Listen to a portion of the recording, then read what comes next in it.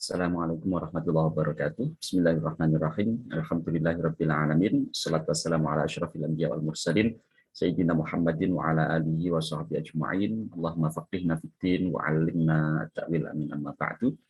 Baik, kawan-kawan semua, pada kesempatan kali ini kita akan belajar bagaimana tahapan kedua dari penelitian hadis setelah kita menakhrij lengkap dengan i'tibar.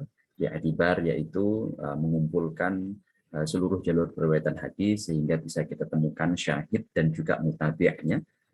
Dengan menemukan syahid dan menemukan mutabi', kita akan bisa menemukan variasi jalur periwayatan hadis sehingga sanad hadis itu tidak satu, tidak tunggal, dan kemudian dengan itu kita juga bisa mengungkap banyak hal yang masih belum diketahui seandainya hadis itu hanya kita ketahui jalur satu saja atau satu jalur saja. Nah, kita akan lihat langsung ya bagaimana cara menggunakan haikal sanad atau pohon sanad atau biasa juga disebut dengan skema sanad. Haikal sanad atau haikalul asanid atau syajaratul asanid istilahnya banyak sekali, tetapi menunjuk pada praktik yang sama, pada objek yang sama, yaitu pohon sanad hadis. Di mana pohon sanad hadis ini untuk memudahkan kita, gunanya adalah untuk memudahkan kita dalam menganalisis atau mengidentifikasi data-data sanad hadis. Misalnya hadis itu diriwayatkan oleh siapa saja di setiap generasi. Ada berapa orang yang meriwayatkan, popularitasnya seperti apa. Itu bisa dengan mudah kita ketahui melalui bantuan haikalul asanid atau syajaratul asanid alias skema sanad hadis, seperti yang akan kita lihat sebentar lagi. Baik, nah pertama-tama tentu kita harus menyiapkan hadis yang kita takhrij. Beberapa waktu yang lalu kita sudah praktik bagaimana menakhrij hadis, mengetahui jalur periwayatan hadis, sanad hadis, sumbernya, semuanya kita ungkap ya sebanyak mungkin jika memang memungkinkan dan memang ada banyak jalur periwayatannya. Dalam hal ini saya akan membuat sebuah contoh dengan menakhrij hadis yang bunyinya kana Rasulullah sallallahu alaihi wasallam yasumu tis'adil hijjah wa yauma asyura wa thalathatan fi kulli syahr. Ini hadisnya jelas, kita lihat dari segi matanya, bentuk matanya, ini adalah hadis yang fi'li, hadis fi'li, yaitu hadis yang berupa perbuatan Rasulullah SAW atau perbuatan yang dinisbatkan kepada Rasulullah. Karena Rasulullah, salah satu tandanya, cirinya adalah perbuatan ini, ya kan Rasulullah yasum, perbuatannya berupa puasa. Puasa tis'adil hijjah, 9 hari pada bulan Dzulhijjah, dan puasa hari Asyura, serta puasa 3 hari setiap bulan, ini adalah dinisbatkan kepada Rasulullah, karena Rasulullah dinisbatkan kepada Rasulullah. Nah, sehingga apakah nisbat perbuatan puasa ini benar kepada Rasulullah atau tidak, perlu kita teliti. Siapa saja yang meriwayatkan, siapa saja yang menjadi saksi, siapa saja yang bertanggung jawab atas nisbat perbuatan puasa 9 Dzulhijjah, hari Asyura, dan Ayyamul Bid atau 3 hari setiap bulan ini kepada Rasulullah. Siapa yang bertanggung jawab atas itu? Nah, maka perlu kita takhrij. Nah, hasilnya bisa kita lihat. Pertama, ini kalau kita pakai metode manual, ya, menggunakan metode musnad, ya tidak bisa diketahui. Kenapa? Karena sahabatnya masih belum bisa dilacak. Siapa orangnya tidak disebutkan. Bahkan dalam beberapa versi, kalaupun disebutkan, ternyata disebutkan hanya mubham. Ba'di azwajin Nabi, sebagian istri Nabi. Siapa sebagian istri Nabi di situ tidak ditemukan. Nanti kita lihat. Sehingga kita hanya bisa menggunakan metode mu'jam yang kedua, ya. Yaitu dengan menggunakan kata kunci yasumu, ya, atau saum. Maka ditemukan di sini ada beberapa sumber, ya. Yang pertama di Sunan Abu Dawud, yang kedua Sunan An-Nasa'i, yang ketiga di Musnad Ahmad.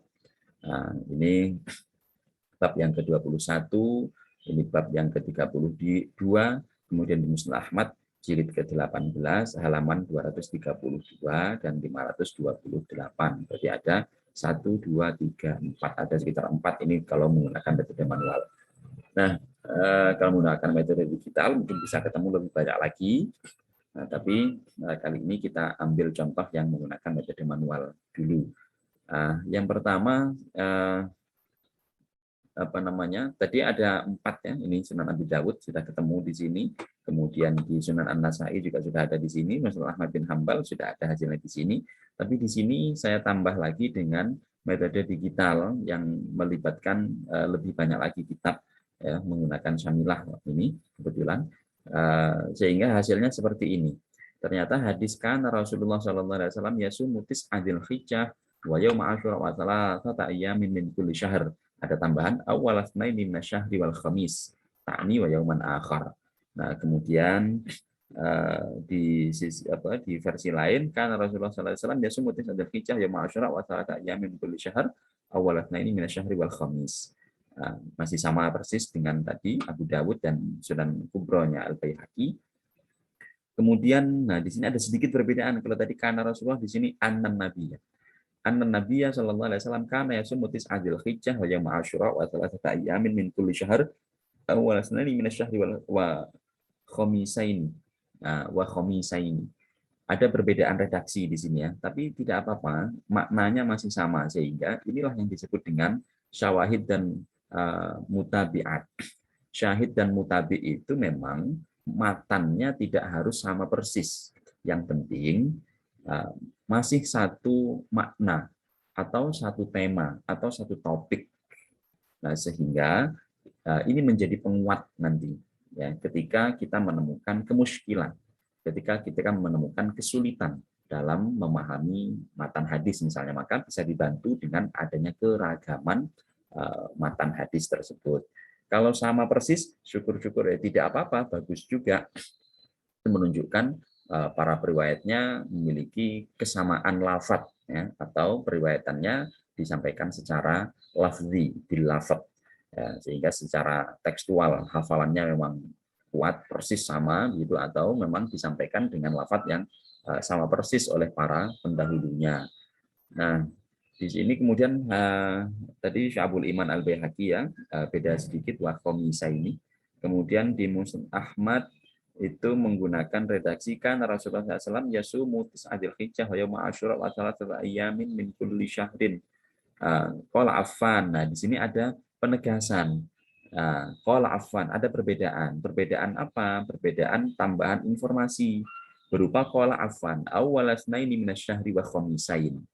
Tadi di hadis yang pertama kali hendak kita cari itu tidak ada redaksi awalasnaini minasyahr wa khamisaini atau awalasnaini minasyahri wal khamis, tidak ada tambahan seperti itu.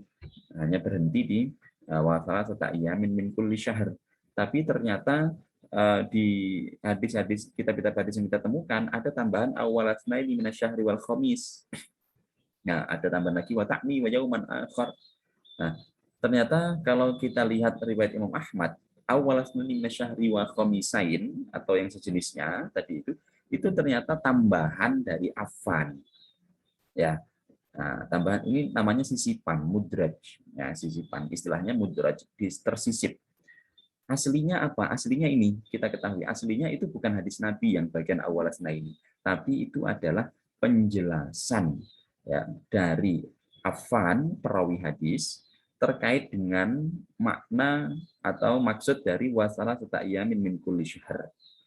Nah, itu penjelasan dari Affan. Tapi di riwayat yang lain tidak disebutkan qala Affannya ini, sehingga terkesan seolah-olah awalasnai minasyahri wa khamisain itu adalah bagian dari apa ucapannya istrinya Rasulullah yang meriwayatkan hadis ini.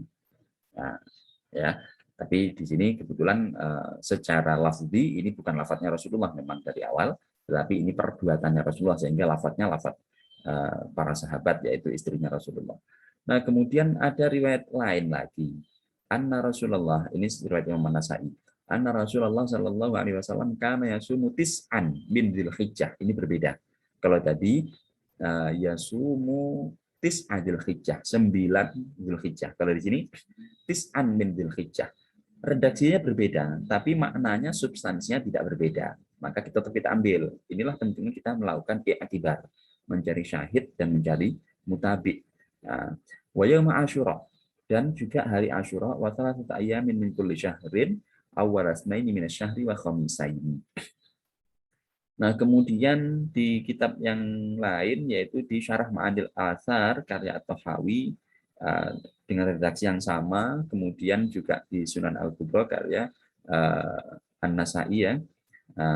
Ini juga menggunakan redaksi yang sama namun sangatnya berbeda. Jadi dari sumber-sumber yang sudah kita temukan, hasil takhrij penelusurannya tadi itu, ini adalah ada berapa ini? 1, 2, 3, 4, 5, 6, 7 ya. Ada 7 jalur riwayatan hadis yang menggunakan redaksi atau menjelaskan tentang puasa 9 hari bulan Dzulhijjah. Nah, ini yang kita mau teliti. Nah, kawan-kawan semua, itu penting kemudian kita buat skema sanad, pohon sanadnya. Dari sanad yang sudah kita takhrij tadi, sudah kita teliti dari hasil takhrij, hasil i'tibar, hasil mengumpulkan seluruh jalur riwayatan hadis tadi, ini kalau kita langsung amati satu persatu gini kan lumayan ya, lumayan jelimet, lumayan pusing. Namanya ada yang sama, ada yang berbeda, tapi semuanya menyatu dalam teks, sehingga kita untuk mengilustrasikan bagaimana proses ya, jalur periwayatannya dahulu itu seperti apa. Itu kita masih kesulitan kalau seperti ini. Oleh karena itu penting untuk kita gambar menjadi sebuah skema. Caranya seperti ini. Nah, caranya seperti ini. Yang pertama, kita melihat dari level sahabat dulu. Ya, siapa sih sahabat yang meriwayatkan hadis dari semua sanad yang ada di sini? Nah, kita lihat ini. Oh, ternyata ketemu ba'di azwajin Nabi. Kemudian ada kata imra'atuhu. Kemudian ada kata Hunaidah bin Khalid. Kemudian ada kata Al-Hurr bin Sayyah. Kita lihat ya. Ba'di azwajin Nabi. An imra'ati, ada imra'atihi, an imra'atihi. Nah, ini sanad itu kan terdiri dari nama rawi dan juga simbol periwayatan atau keterangan tentang cara metode ya periwayatan hadis, yaitu bunyi an, haddatsana, haddatsani, akhbarana, akhbarani, amba'ana, amba'ani, sami'tu, qolali, dan seterusnya. Itu adalah simbol periwayatan hadis. Oke, di sini ada ba'da azwajin Nabi, an ba'da azwajin Nabi, kita ambil. Ini yang paling akhir, sebelum matang. Akhir sanad. Kemudian yang an imro'atihi, ini orang kedua. An Hunaidah bin Khalid, berarti Hunaidah bin Khalid ini orang yang ada di urutan ketiga nanti itu.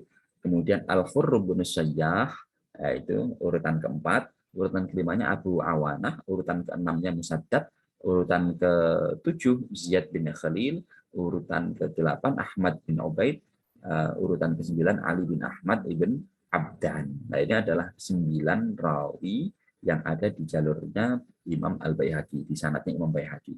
Nanti di sanadnya Imam Abu Dawud ada ini ba'du azwajin Nabi, kita ambil taruh di paling atas, imro'atihi nomor 2, bawahnya lagi Hunaidah bin Khalid, bawahnya lagi Al-Hurr bin Sayyah, di sini tulisannya Sobbah. Nah, ini nanti akan kita ketahui mana yang benar, Sobbah atau Sayyah. Yang jelas dalam beberapa kitab hadis versinya kadang berbeda karena beda titik. Nah, ini juga menyulitkan kita nanti untuk meneliti kesahihan hadis. Beda satu titik sudah beda orang. Ya, seperti kita ada orang yang beda cara penulisan huruf saja, meskipun namanya sama, itu bisa jadi beda orang. Misalnya ada orang namanya Ahmad, ada yang menulis AHMAD, ada yang menulis ACHMAD, ada yang menulis AKHMAD. Boleh jadi memang ini beda orang tiga-tiganya, atau boleh jadi aslinya sama orangnya, tapi ini penulisnya salah tulis, salah ketik, tipu. Boleh jadi seperti itu. Nah, maka di sini perlu kita luruskan, nanti kita kaji secara biografi sanadnya, rijalul hadisnya, ya, pakai ilmu rijal hadis seperti apa nanti namanya yang benar ya, menggunakan ilmu rijalul hadis. Nah, kemudian di bawahnya lagi ada nama Abu Awanah, bawahnya lagi ada nama Musaddad, dan seterusnya semua kitab pecah seperti itu, kita preteli ya seperti itu, kita susun menjadi skemanya seperti ini. Nah, jadi yang sahabat di level sahabat kita taruh paling atas. Nah, itu memudahkan kita nanti ketika ada percabangan seperti ini. Ada yang menaruh sahabat di paling bawah, bisa juga, tapi nanti akan rumit ya menyusunnya. Nah, kenapa? Karena jumlah perawinya tidak sama seperti ini. Ada yang panjang, ada yang lebar. Kalau kita panjang dulu, nanti ujungnya di sini ini akan sulit untuk menyamaratakan. Nah, ketika ada nama yang sama di level ini di level sahabat. Karena biasanya yang panjang ini adalah ya orang-orang yang boleh jadi di level sini ini sama semua. Nah, sampai di sini sama semua. Tapi di ujungnya tidak sama, berbeda sehingga di sini nggak ada. Kalau ini kita dahulukan, Abu Abdillah Al-Hafidh kita dahulukan di paling atas sehingga ba'du azwajin Nabi itu di bawah, ya di samping memang jalur beretan awalnya itu ya dari sahabat dulu baru kemudian para perawi bawahnya itu. Nah, di samping karena itu ikhtiroman juga kepada para sahabat, juga memudahkan kita ketika ini semua sanad misalnya mengandung rawi yang bernama Abu Awanah, Al-Hurr bin Sayyah, Hunaidah bin Khalid, sehingga mudah untuk kita satukan. Tapi kalau ini di bawah rumit nanti mencarinya seperti ini. Ada yang Hunaidah di sini, ada Hunaidah di sini, Hunaidah di sini, Hunaidah di sini, jadi rumit lagi mencarinya. Itu salah satu hikmah kenapa kita mendahulukan nama sahabat. Ya, karena ini sahabat itu adalah rawi pertama. Meskipun kalau dalam urutan sanad dia ujung sanad, akhirus sanad. Baik, kita lihat prosesnya. Yang pertama tadi sanad hadis kita lihat dari riwayat Imam Ahmad bin Hambal. Ya. Semua meriwayatkan saumun Nabi, perbuatan Nabi berupa puasa. Siapa yang menyampaikan, yang menceritakan puasa Nabi bulan Dzulhijjah, 9 hari Dzulhijjah tadi itu, ba'du azwajin Nabi. Tulis saja persis seperti yang ada di sana. Kemudian Imra'atu Hunaidah. Kemudian bawahnya lagi Hunaidah bin Khalid. Hunaidah bin Khalid meriwayatkan kepada Al-Khurr bin Sabbah.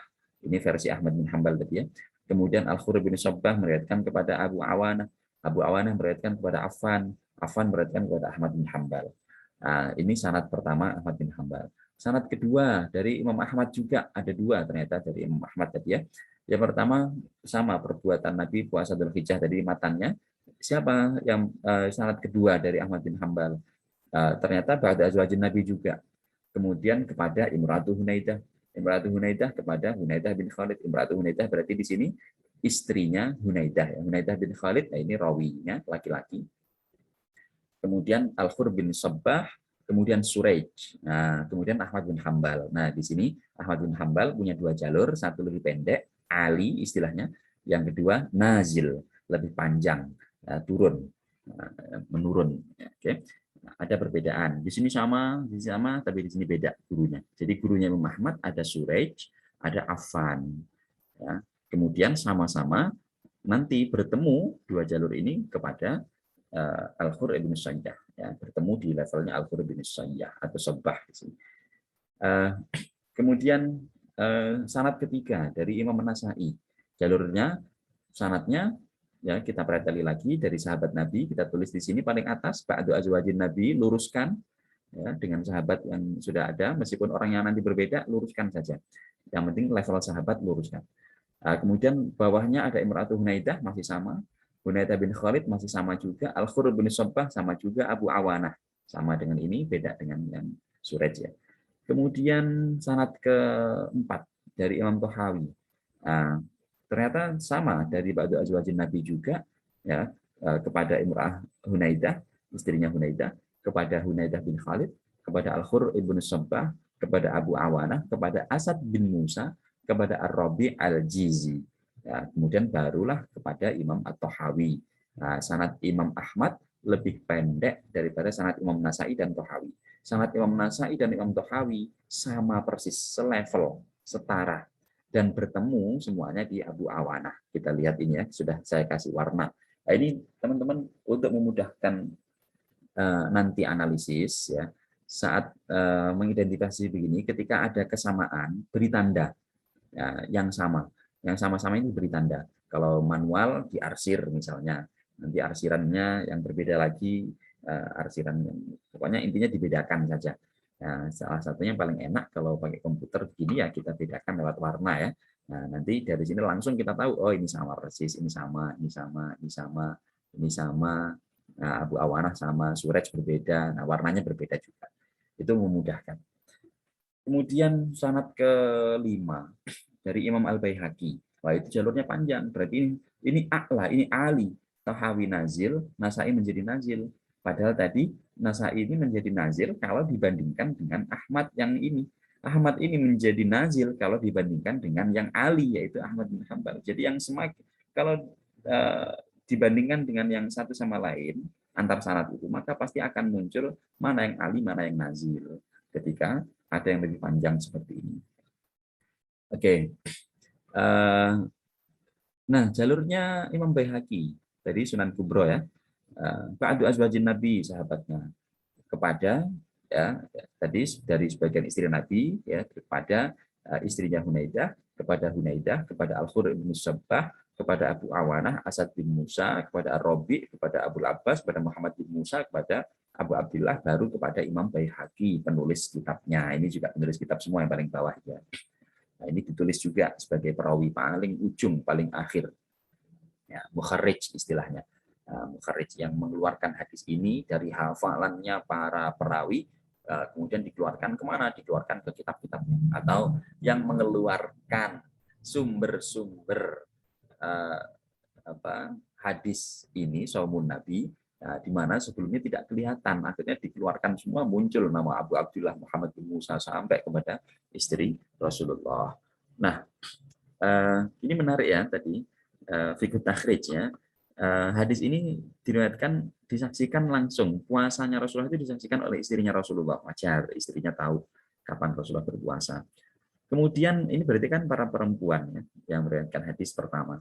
Kemudian disampaikan kepada jamaah perempuan, yaitu istrinya Hunaidah. Jadi istri Rasulullah menyampaikan kepada ibu-ibu yang menjadi jamaahnya, yaitu istrinya Hunaidah.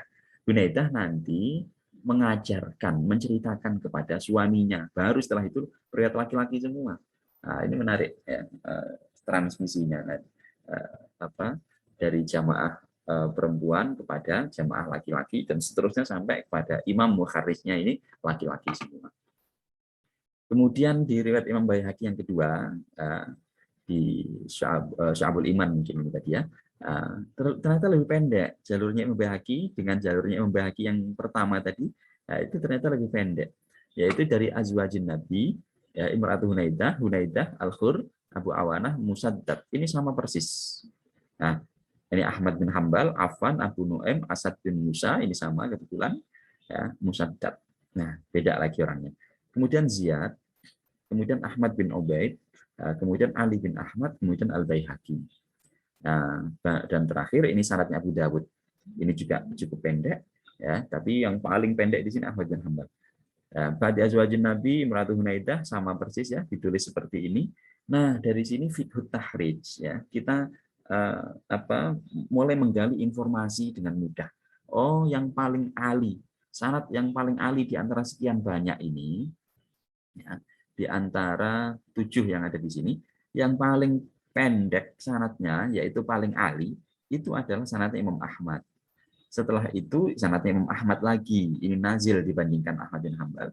Nah, kemudian setara dengan ini adalah Abu Dawud. Sanad Abu Dawud, Imam Ahmad yang ini menjadi ali kalau dibandingkan sanadnya Nasai dan Tohawi. Sanadnya Tohawi dan Nasai ini nazil dibandingkan sanad Imam Ahmad dan Abu Dawud. Gitu ya. Lebih panjang. Nah, kemudian sanadnya Al-Baihaqi yang ini, yang kedua, ini menjadi sanad nazil dibandingkan semua sanad yang ada di sini. Abu Dawud, Nasai, Tohawi, Ahmad bin Hambal.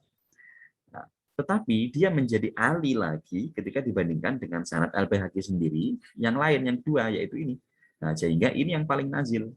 Jadi gitu ya, status ali dan nazil. Apa hikmahnya mengetahui ali dan nazil? Ini nanti hikmahnya untuk memudahkan kita meneliti secara sampling. Jadi dalam meneliti sanad hadis, kesesuaian sanad hadis, yang enak itu kita memilih sanad yang pendek, kerjanya nggak banyak, ya. Kemudian kemungkinan terjadi kekeliruannya juga sedikit. Kenapa? Karena rawi-rawinya pendek. Jadi hadis itu semakin banyak orangnya, semakin banyak rawinya, kemungkinan terjadi kekeliruannya semakin besar, meskipun tidak menjamin pasti keliru ya, tapi kemungkinannya semakin besar.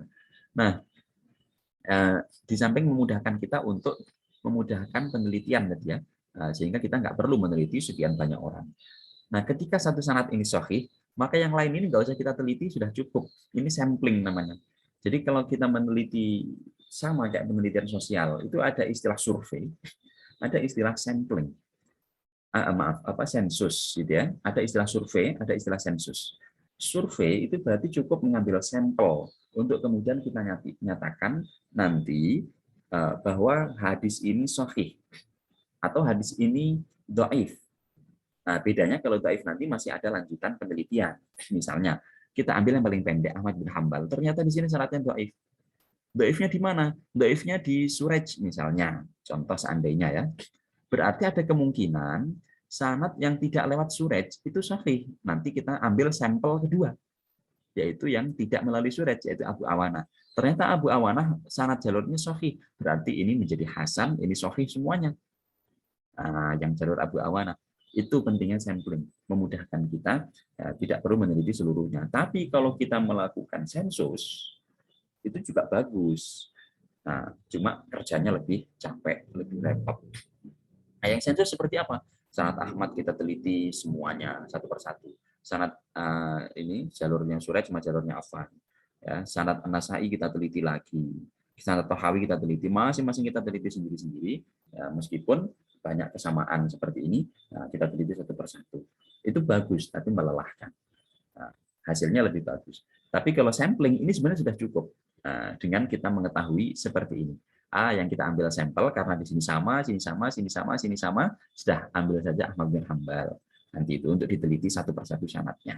Suraj ya, jalurnya Suraj. Kenapa nggak ambil Affan? Lebih panjang. Kalau ada yang lebih singkat, kenapa ambil yang lebih banyak, lebih panjang, lebih sulit, lebih rumit gitu ya. Nah, kecuali kalau nanti di sini ada yang dhaif, misalnya di level Suraj, berarti kita perlu ambil sampel kedua. Nah, tapi kalau di sini ternyata orangnya tidak dhaif ya, sikoh, ternyata yang dhaif di sini misalnya Imra'atu Hunaidah atau di Hunaidah. Nah, berarti kita lihat semua melalui jalur orang ini sama kan, Imra'atu Hunaidah dan Hunaidah semua. Misalnya gitu. Ini yang dhaif. Berarti sudah cukup satu sampel ini cukup untuk menyatakan bahwa sanad ini dhaif, ini dhaif, ini dhaif, ini dhaif, ini dhaif, ini dhaif juga. Nah, mudah ya. Nah, ini pentingnya kita mengambil sampel, dan sebelum mengambil sampel, kita membuat skema sanad untuk mengidentifikasi masalah yang ada dalam hadis ini. Baik. Nah, selanjutnya untuk menyimpelkan, menyederhanakan skema sanad ini, yang sama-sama ini kita sederhanakan lagi. Nah, dengan cara apa? Dengan cara menghapus, menutup, menjadikan satu saja. Nah, ini tadi kan sama semua nih di level sahabat. Ba'du azwajin Nabi semuanya. Imra'atu Hunaidah semuanya. Hunaidah bin Khalid semuanya. Warnanya sama persis. Ya. Kemudian Al-Khur bin Sabbah atau Al-Khur bin Sayyah. Sabbah di sini kita ambil Sabbah dulu ya. Nah, Al-Khur bin Sabbah semuanya sama. Nah, sudah ini kita simpelkan, simplifikasi, kita jadikan satu saja. Nah, berarti nanti yang muncul hanya yang satu ini, yang lain sudah nggak usah dimunculkan. Kenapa? Sama. Baru nanti kita buat percabangannya. Nah, di level Abu Awanah ada dua orang, yaitu Suraj dan Abu Awanah. Ini orangnya berbeda. Maka kita tutup. Ya. Nah, ini penjelasannya. Rawi yang sama namanya hanya disebutkan satu saja. Istri-istri Nabi, istri Hunaidah, Hunaidah Al-Khur adalah rawi-rawi yang ada di setiap sanad. Nah, ini tadi. 7 sanad ini semua berisi rawi yang sama. 4 rawi yang sama. Maka disimpelkan cukup dimunculkan satu. Begitu juga di level Abu Awanah. Nah, kita tutup juga ya. Di level ini semua sanad mencantumkan Abu Awanah sebagai rawi, kecuali sanad Imam Ahmad yang dari jalur Suraj. Nah, sehingga ini nanti punya cabang dua dari Al-Khur bin Sabbah, yaitu cabang Suraj ya, dan satu lagi kepada Abu Awanah. Di level bawahnya ada dua rawi yang bisa kita tutup namanya, yaitu Musaddad dan Asad bin Musa. Ya, ini Asad bin Musa belum ketutup ya, nggak apa-apa, ketinggalan. Nah, di sini nanti jadinya seperti ini. Ya, kita lihat lagi. Nah, dari yang banyak tadi, sekarang kita sederhanakan. Jadilah seperti ini. Ba'da azwajin Nabi, Imratu Hunaidah, Al-Khudr bin Sabbah, ini yang tadi level atas yang sama di seluruh sanad. Kemudian di sini yang tidak di seluruh sanad tapi di sebagian besar ada, yaitu Abu Awanah, jadinya seperti ini. Panjang ya, Abu Awanah Suraij. Kemudian di level ini tadi masih ada sebagian kecil yang sama, musaddad. Kita satukan aja yang musaddad ini. Nah, muncul jadi musaddad. Nah, kemudian jadilah ini, seperti ini sanadnya. Ini bisa disatukan lagi, Asad bin Musa sebenarnya, seperti musaddad, panjang lagi. Jadi di sini level sini ada satu orang, di level ini ada dua orang, Suraij dan Abu Awanah. Di level ini ada 1, 2, 3, 4, 5. Ada 5 orang, bukan 6 ya, karena Asad bin Musa bisa kita satukan. Kemudian di level sini ada, karena ini Ahmad bin Hambal ini bisa kita panjangkan. Nah, jadinya seperti ini. Ahmad bin Hambal ke sini, Affan ke sini, Asad bin Musa seperti ini. Ada Ahmad bin Yahya, An-Nasai, Tahawi, Al-Baihaqi sama tadi ya, di dua versi. Di sini ada Ar-Rabi Al-Jizi, ada Ar-Rabi Al-Muradi. Karena kita belum tahu apakah ini Ar-Rabi'nya aslinya itu sama orangnya, atau memang berbeda, yaitu Rabi yang namanya Al-Jizi dan Rabi yang namanya, nama lengkapnya Al-Muradi. Kita karena belum tahu, kita bedakan saja dulu. Nah, toh kita nggak ambil sampel ini ya, karena ini lebih panjang daripada Suraij dan Affan tadi itu. Jadi kita nggak ambil ini. Jadi nanti aja. Ini baru kita analisis kalau nanti kita sudah sampai di sampel yang ini, mengambil sampel yang ini. Tapi kalau belum nggak usah. Kita masih banyak sampel yang lebih sederhana, lebih simpel. Sampel yang lebih simpel. Nah gitu. Itu yang kita ambil. Oke, jadi hasil akhirnya pohon sanadnya seperti ini. Kita bisa tahu bahwa hadis ini pertama kali disampaikan oleh sebagian istri Nabi. Tidak disebutkan, semuanya tidak ada menyebutkan nama istri Nabi siapa di situ. Ya, sebagian mubham ini istilahnya, karena tidak disebutkan namanya. Wa mubhamun ma fihi rawin lam yusam. Hadis mubham itu adalah hadis yang dalam syaratnya terdapat seorang perawi yang tidak disebutkan namanya. Hanya sebagian istri Nabi. Siapa istri Nabi? Tidak disebutkan namanya. Nah, kecuali kalau hanya satu bisa diidentifikasi. Ini kalau lebih dari satu kan nggak jelas siapa namanya. Oke, Imra'atu Hunaidah ini juga istri Hunaidah, nggak disebutkan namanya juga, nggak dikenal siapa atau nggak disebutkan namanya siapa namanya. Allah Allah belum kita ketahui. Nah, Hunaidah jelas namanya. Nah, berarti ada dua yang mubham yang tidak disebutkan namanya, yaitu di level sahabat dan level tabiin. Kemudian Hunaidah bin Khalid, ini istrinya, tabiin juga berarti, ya, Al-Khudr bin Sabbah, kemudian ke Suraij, kemudian ke Ahmad bin Hambal, jalur satu begini. Jadi bisa kita ketahui di mana hadis ini populer. Oh, pada levelnya zamannya Imam Ahmad hadis ini sangat populer. Ada 1, 2, 3, 4, 5, 6, ada 6 tokoh besar yang meriwayatkan hadis ini. Ya, kemudian menjadi tidak begitu populer lagi, misalnya gitu ya. Nah, atau di awalnya tidak begitu populer, artinya hanya sedikit tokoh besar yang tahu. Nah, tokoh riwayat hadis yang tahu itu hanya sedikit. Tapi di level zamannya Imam Ahmad itu menjadi populer. Nah, ini salah satu pentingnya kita mengetahui atau membuat pohon syarat, skema syarat, ya, mengetahui popularitas hadis, mana yang lebih tinggi, mana yang lebih pendek, mana yang mudah untuk kita jadikan sampel gitu. Nah, begitulah ya cara membuat skema sanad yang saya minta nanti Anda untuk praktik ya, mencobanya sehingga Anda bisa membaca bagaimana sih proses periwayatan hadis itu dari zaman Rasulullah, zaman sahabat, zaman tabiin sampai ke zamannya para mukharrij, bahkan nanti bila perlu sampai ke zaman kita. Tapi kan sulit kalau sampai zaman kita. Cukup sampai zamannya mukharrij saja yang mengabadikan, mendokumentasikan hadis ini lengkap dengan sanadnya dalam buku-buku mereka. Baik, selanjutnya nanti tahapan berikutnya yaitu nanti kita akan meneliti sanad hadis dengan terlebih dahulu memilih sampel. Nah, ini tadi ya. Silakan Anda pilih sanad mana yang Anda kehendaki untuk diteliti sebagai sampel. Kalau saya tentu akan memilih yang lebih ahli, yaitu siapa yang pendek tadi. Ada di sini yang pendek ada Ahmad bin Hambal dan Abu Dawud.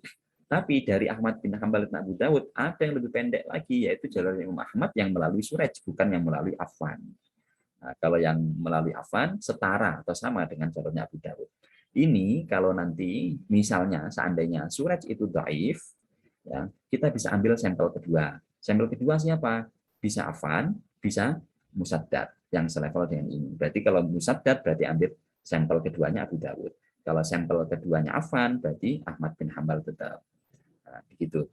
Nah, upayakan memilih hadis yang bersanad ali, yang pendek tadi itu ya, yang ini, yang paling pendek. Nah, atau yang berada dalam kitab hadis yang populer seperti di Al-Kutubus Sittah atau Kutubut Tis'ah agar tidak menemukan banyak kendala. Kenapa kita mengambil sampel yang paling enak itu milih di Kutubus Sittah atau Kutubut Tis'ah? Rawi-rawinya biasanya udah jelas banget, udah gampang banget, datanya melimpah sehingga nanti untuk menelitinya mudah. Tapi kalau Anda langsung ambil di Sunan Al-Baihaqi, nah, ini bukan Kutubus Sittah, bukan juga Kutubut Tis'ah, ini banyak rawi yang datanya itu sedikit. Seperti Abu Abdullah Muhammad bin Musa, Ali bin Ahmad, Ahmad bin Ubaid. Ini biasanya datanya sedikit. Kenapa? Rawinya belakangan. Nah, jadi orangnya sudah nggak begitu populer sebagai ahli riwayat hadis atau di dunia riwayatan hadis sudah tidak begitu populer. Sudah ya seperti kita hari ini ya, orang alim, orang pinter kita hari ini mungkin ya nggak segitu populer kalau sudah ada nama Imam Syafi'i, sudah ada nama Imam Nawawi, sudah ada nama Ibnu Hajar Al-Asqalani, sudah ada nama Imam Asyuti. Nama-nama orang sekarang yang pinter mungkin sudah kalah di dunia itu, dunia riwayatan hadis, dunia riwayat hadis gitu ya, meskipun pinter banget. Nah, jadi datanya melimpah. Jadi pilih untuk sampel berdasarkan ulu dan nuzul, yaitu berdasarkan jumlah perawinya, apakah sanadnya panjang atau sanadnya pendek, pilih yang pendek. Kemudian yang kedua, pertimbangannya untuk sampel, pilih yang dari Kutubus Sittah. Karena apa? Datanya melimpah, data rawinya. Kenapa kita ambil dua pertimbangan ini? Kok tidak Ali saja? Karena kadang yang Ali itu kadang bukan asli Ali, tapi dia menjadi pendek karena ada rawi yang digugurkan, yang tidak kelihatan. Nah, kecuali kalau kita tahu Imam Ahmad itu emang perawi atau ulama yang sangat sepuh, ulama awal gitu ya, lebih tua dari ulama-ulama yang lain tadi itu, dari Imam Nasai, dari Imam Baihaqi, dari Imam Tahawi. Imam Ahmad mungkin emang lebih tua. Nah, secara secara usia lebih awal, masa hidupnya lebih awal, sehingga kalau sanatnya pendek itu wajar. Tapi kalau misalnya sanatnya Imam Baihaqi orangnya belakangan ya, tapi kok sanatnya hanya 3, nah itu malah justru alinya mencurigakan. Jadi tadi dua pertimbangan ini penting, ali dan kutubus sittah, atau siapa mukharijnya. Mukharijnya ini Anda bisa melacak tahun wafatnya. Kalau tahun wafatnya semakin ke belakang, misalnya 500, 400 gitu, itu berarti mukharijnya belakangan. Tapi kalau tahun wafatnya 100, 200, nah itu ketika sanadnya pendek, berarti itu betul-betul ali. Tidak ali karena kepotong, karena ada rawi yang gugur, yang hilang. Nah, kalau ada rawi yang hilang itu sulit lagi nanti. Nah, prinsipnya itu. Baik, itu saja ya. Semoga bermanfaat dan mudah untuk dipraktikkan, diaplikasikan. Selamat mencoba. Kita cukupkan. Nanti saya tunggu hasilnya. Wallahualam. Assalamualaikum warahmatullahi wabarakatuh.